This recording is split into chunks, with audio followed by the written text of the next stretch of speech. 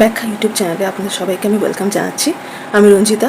প্রত্যেকদিন প্রশ্ন শুরু করার আগে আমি একটি করে কোট বলবো, কারণ কোট আমাদের অনেক কিছু জানতে, বুঝতে ও শিখতে শেখায়।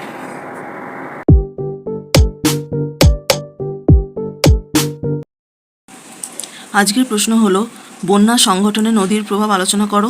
নদী প্রশিক্ষণ কী? উত্তর: জনজীবনে নদীর ভূমিকা অপরিসীম।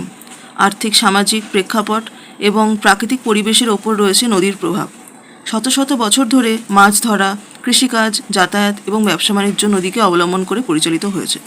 ফলে নদী তীরে গড়ে উঠেছে শিল্প কারখানা ও জনবসতি। জনজীবনে নদী যেমন উপকারে এসেছে, তেমনি এগুলো থেকে উদ্ভূত বা সৃষ্ট দুর্যোগের সম্মুখীনও হতে হয়েছে মানুষকে, যেমন নদী ভাঙন, বন্যা ইত্যাদি। বহু মানুষের ঘরবাড়ি জলের তোরে ভেঙে গেছে। ঘরহারা বা গৃহহারা হয়েছে অনেক মানুষ। তাদের স্বাভাবিক জীবনযাত্রায় মারাত্মক বিপর্যয় নেমে এসেছে। ঘরবাড়ি, রাস্তাঘাট, পুল, সেতু, শস্য, চাষাবাদ ও অন্যান্য বিষয় সম্পত্তির ব্যাপক ক্ষতি হয় এই দুর্যোগের কারণে।